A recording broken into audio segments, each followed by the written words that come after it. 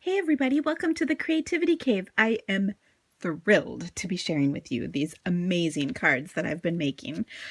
This card I posted on my blog a few weeks ago, this one just last week, and this is a brand new card, but they all have the same basic layout. They're stripes of cardstock on a card and then some beautiful flowers added. And I have had lots of questions about how I put these together, so I felt it was time to put a video together for you. So I hope you like this. So first of all, this card was my very fave. It was the first one I did, and I just loved it. And it's just bright colors with a gold accent on black and white stripes. This one I did last week, and I really like the color combination, a little softer, a little prettier version, and it turned out great as well. And then finally, I most recently made this card, and again, same concept as all the others, but let me show you how it all came together. So first of all, I'm going to start with two pieces of 4¼ by 5 inch, or no, 4 by 5¼ inches, pardon me. So a 1/4 inch trimmed off of a 1/4 sheet of cardstock. So let me say that one more time coherently for you. 4 inches wide by 5¼ inches long. Then what I did is, so I cut the two pieces together. So I have white and then I've got smoky slate. These ones I then sliced at 3/4 of an inch the whole way down. And then I'll show you how I put this together so that it looks fantastic. I'm going to take I'm going to take every other strip of cardstock and adhere it to my card, and I'm going to use the next strip as a spacer, and then I'll adhere the next one. And this way, when I cut these, I cut them and then kept them in order so everything would line up like really perfectly awesomely awesome, because that's totally a word. And I found that it's so helpful to have that extra piece to line things up. And generally speaking, I'm not super duper anal about my cards, but this card is just so pretty and I really wanted it to look great. So just to verify, this one is my spacer. I did accidentally put adhesive down on the white part instead of the strip once, and then I glued the wrong one down, and let's just say it took a while to fix that. Okay, so I glued that one. Here is my spacer, and then of course the last one goes at the very bottom. Okay, and what I love about this is it's just such a striking appearance. And I think playing with different colors might be kind of fun too. I've been sticking with the neutrals here, but it really is kind of neat. Now you can see that my cards aren't 100% perfect, so I will trim that before I adhere it to my card. But that is the basics for my card layout, okay? So that was pretty easy, right? I'm gonna then show you the color combination I used because it's kind of cool. I've been playing with this color combination a lot, and if you've been on my blog, you've probably noticed I've had some version of this. But so Smoky Slate is my neutral gray color. Then I have Pear Pizzazz, Pool Party Bermuda, Night of Navy, Blackberry Bliss. I just love how awesome these colors are. And part of how I came up with this is I just I just die cut a bunch of flowers and then kind of scattered them, and that's where my color combo came from. So I'm using the Botanical Bloom stamp set, and I have taken a little cello bag and put all the extra pieces. I just cut a whole bunch of these and then started laying them out and playing with them.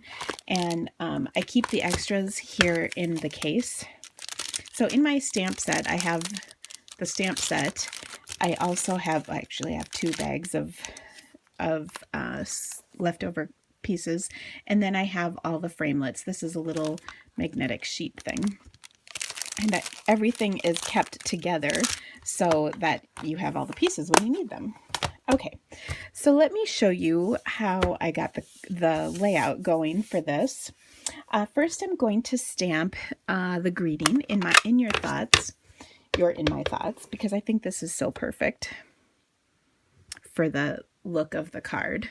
Oh, very nice. And this is from a set called A Dozen Thoughts. Yes. And then I'm going to go ahead and arrange my flowers. So I pre-cut everything right here. Isn't this just handy? I stamped the coordinating stamps on the leaves where required. Then I sponged the centers of my flowers, and I'll show you. I'll do the last one right here so you can see that. I'm just going to take the ink pad and a sponge dauber. I like to label mine, so maybe I am a little bit on the anal side, but shh, don't tell anybody. Okay, so I'm just going to color in the center of this with some same color ink on the paper, so pool party paper and pool party ink, and I think that just kind of punches it up a little bit. And then I'm really going to punch it up by putting a white center in there. So I'll take some glue dots, and I'm just going to take the different white pieces, and each one of these flowers will have a white center, which I think is really striking for the design. So I'm going to start with this one, and I always like to kind of pop things up and make them dimensional so they don't lie completely flat. And actually, before I adhere this, I'm going to do the same thing to my flower. I'm going to curl those petals a little bit. Make sure you're not too strong-handed because you can rip them off. I, of course, know that from my own personal experience. Okay, but I'll set that in the center, kind of offset a little bit. I probably should have waited because since this ink is not dry, it's not sticking very well, but let me do these that I have been dry for just a minute here because I did them ahead of time. Now on these flowers where they have the leaf that kind of separates, I like to pull that leaf up and then kind of curl it a little bit. Okay, so I'll go ahead and put all these flowers together and then I'll show you what they look like. Okay, so I've assembled the flowers. What I'm going to do now is put one last rhinestone. I'll take one of the small ones and set it in the center of the smallest flower, and then I will go ahead and adhere these to my card. I am trying to remember how I did that. I think I used dimensionals for all but the smallest one. Okay, so I'm going to place the dimensional on here. Usually, by the way, when I do this, I end up ripping off the stem of these leaves just to kind of give me a little bit more leeway. And I like to curl the petals just a touch as well. So let me move this stuff a little so you can see the placement. I'm just going to set everything here till I'm confident about the placement of it all, and then we will go ahead and adhere everything down. And like I said, I like to curl the leaves and the petals of the greenery and the flowers alike so that it looks so pretty, because I think that's part of what makes this card so awesome. Okay, so we'll set this one here, and I'm kind of going from lightest to darkest. Or no, that would be darkest to lightest. You knew what I meant, right? Okay. And I just think this is so pretty. Curl those leaves, rip off the stem. And finally, this one I'll just put on with a glue dot. And I think we've got our placement. This is looking fantastic. So I will stick all these down, and then that's it. It's really pretty easy. It might look complicated, but it isn't too bad. Now, one question I have also gotten is, how would you mail this? And I would say this is one of those special cards that you might consider not mailing necessarily, but if you did need to mail it, I would probably put it in a little, you can get these clear boxes, like card boxes. They fit like 10 cards. I'll show you when I'm done here. And just going to put one glue dot here on the end, and then I'll tuck this underneath my flower like so.